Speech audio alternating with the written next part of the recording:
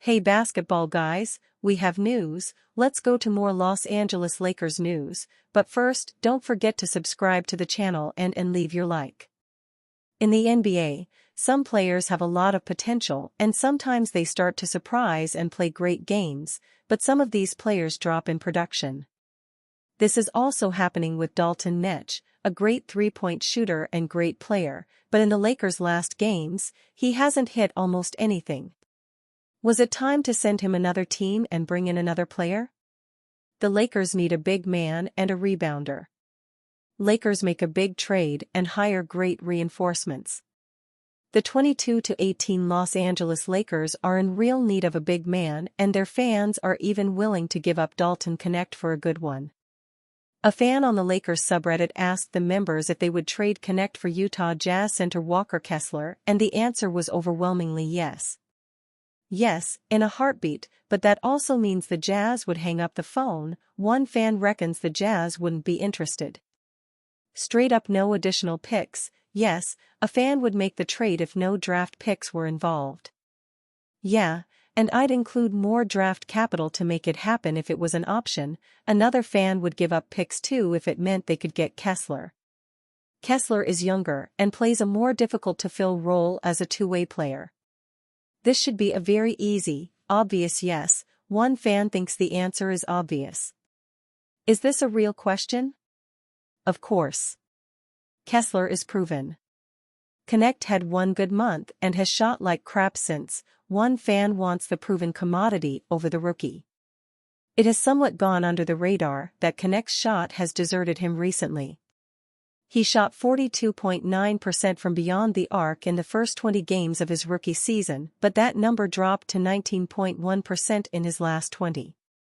Knecht, the 17th pick of the 2024 NBA draft, is now averaging 9.3 points, 3.2 rebounds, 1.0 assists, 0.4 steals, and 0.1 blocks per game in 2024-25 while shooting 33.9% from beyond the arc.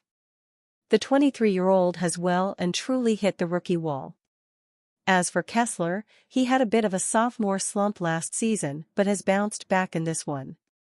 The 23-year-old is averaging 11.1 points, 11.4 rebounds, 1.5 assists, 0.5 steals, and 2.5 blocks per game for the Jazz in 2024-25. Kessler would certainly provide a big boost defensively to the Lakers. Their 115.7 defensive rating ranks 24th in the NBA, and they'd be a lot higher up on that list if they got him in.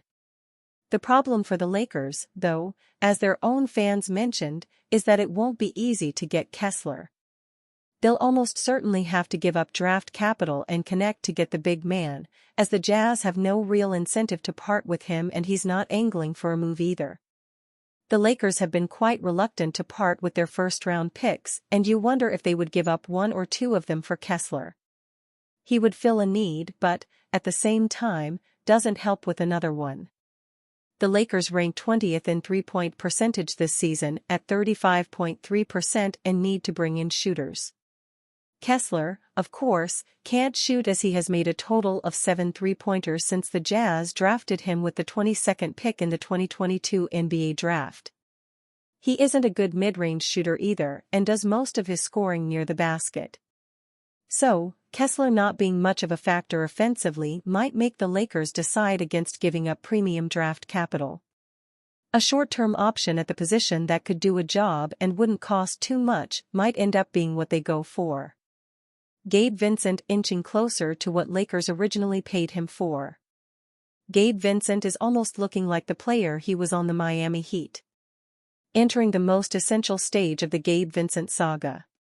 Vincent's tenure thus far has unfortunately been defined by injuries and inconsistency, but it's far easier to be critical than it is to outright give up on a player's value.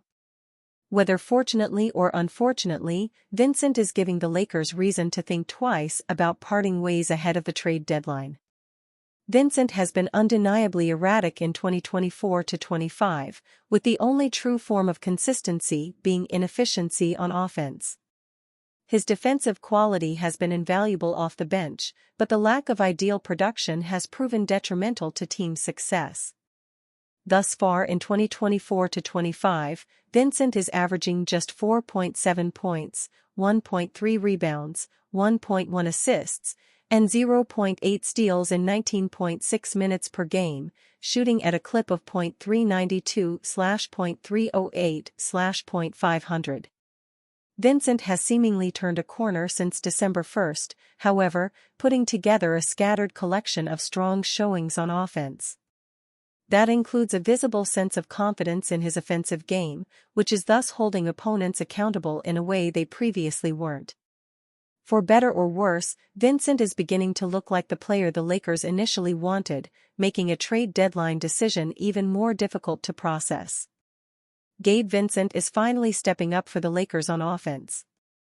Over the course of his first 19 appearances, Vincent was averaging 2.8 points, 0.9 rebounds, 0.5 assists, 0.5 steals, and 0.5 three-point field goals made per game on .313/.209/.333 shooting.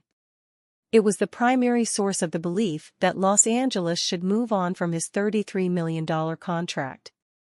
Over his past 17 games, however, Vincent has increased those numbers to 6.5 points, 1.8 assists, 1.6 rebounds, 1.1 steals, and 1.4 three-point field goals made per game on .444/.375/.750 shooting.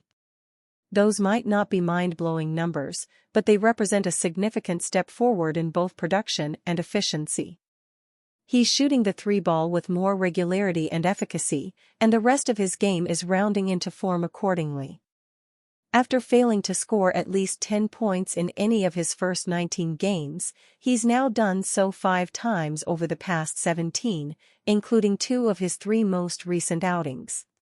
It's a small sample size, but Los Angeles is now 4-1 when Vincent scores at least 10 points.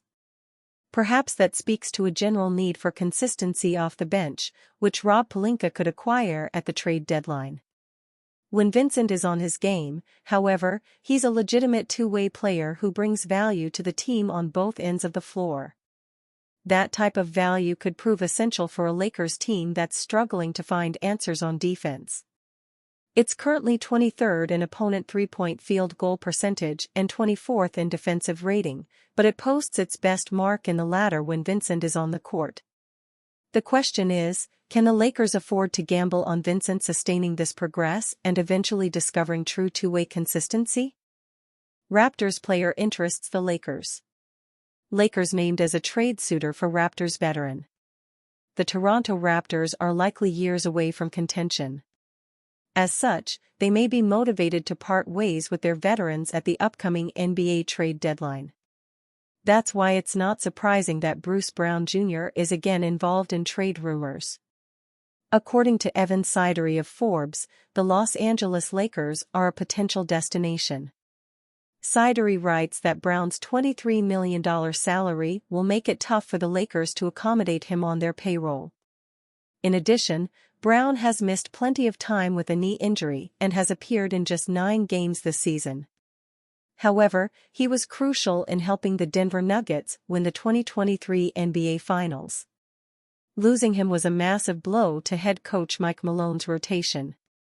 Brown can play on and off the ball, and starting or coming off the bench is just as efficient. Despite being undersized, he's a fearless defender tasked with the heavy burden of guarding 1 through 5. Brown is a great slasher and an improved three-point shooter. He's the kind of glue guy and championship-caliber role player that teams like the Lakers covet. The Raptors should have several suitors for Brown's services, and it will be interesting to see if the Lakers can strike a deal and get him.